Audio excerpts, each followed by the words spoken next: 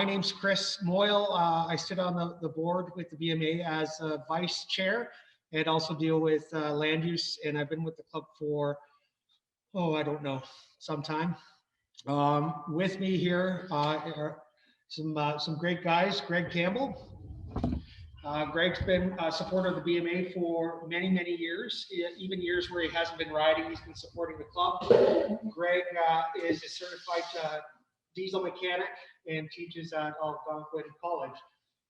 Dave Rack, hi guys, one of the few certified KTM mechanics in the Ottawa area and former international 6 days Team Canada competitor. Not many of you know about that, but Dave is definitely brushed shoulders with some of the best and is quietly known as the silent assassin while out on the trail. He can certainly lose you in a heartbeat. And also with years of experience and only riding at his half potential at this point is Larry Murray, who's just getting into retirement and he's at his half life in his riding career. Thank you all for coming today. Thanks, guys. So let's do levers and controls. You're out there and you break something, it's up to you to fix it. So I've got a bike set up over here. I'll just walk over and give you the skinny on that. A lot of what we've done is, all this is experience, okay? So we've been out on the trail and these things happen.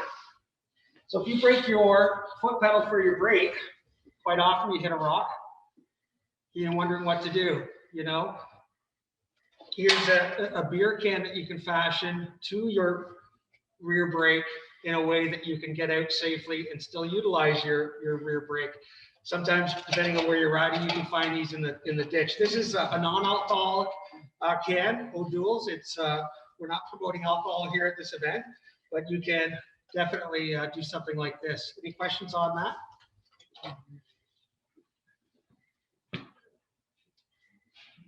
I didn't see a beer can in Larry's pack, so.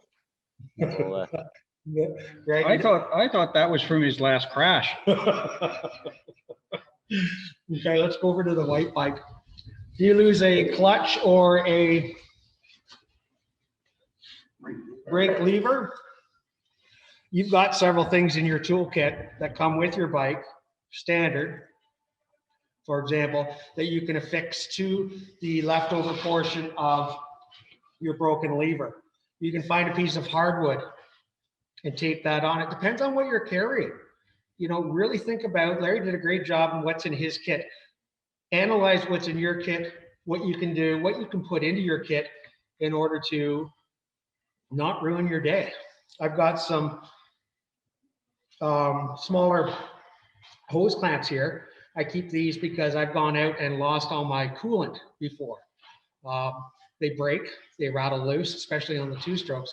So I keep a couple of these in my kit at all times. Now, use this, use your wrench, use your little 10 or 12 mil combo wrench that's in your kit and affix it to the broken lever in a way that you can get out safely.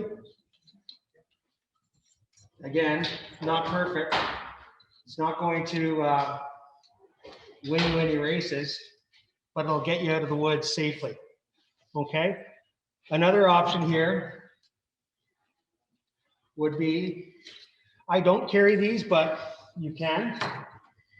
Here's a small set of vice grips, okay? Or the needle nose. You can affix these to the lever and to your control at the feet as well in order to get out. If you lose the shifter completely, you can still use this or this to get the bike out while under its own power. We've got the brake out in this area here, okay? Pretty rare to have it break in here, and especially if you're running proper hand guards, bush guards, they'll take the impact before you'll break your lever. The other thing I might add is from time to time, depending on what I'm doing, I may keep this a little loose, okay? The lever perch loose so that if it does hit, it moves. This is loose already.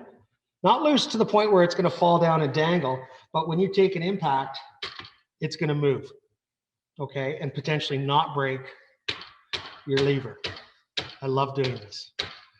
It should break here. It's a Husky. It's not a KTM.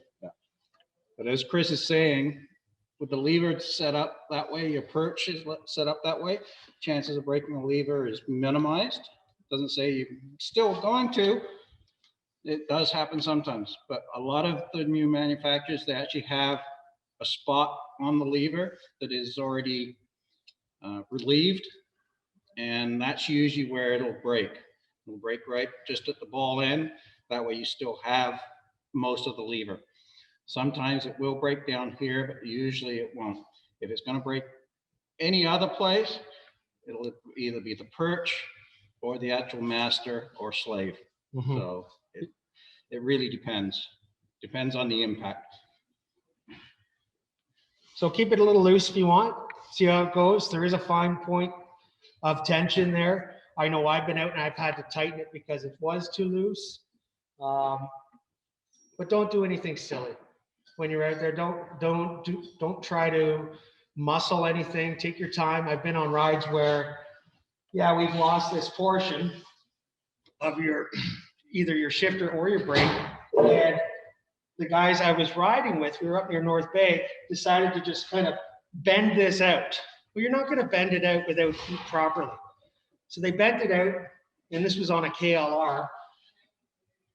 It actually broke the cast housing for the whole shebang, rendering the rear brake useless. At the same point, I was coming in with a beer can that I found in the ditch to say, hey, I've got the solution for this, guys. We'll keep riding. Take your time and think about what you're about to do. There's always a solution out there. And yeah, there we go.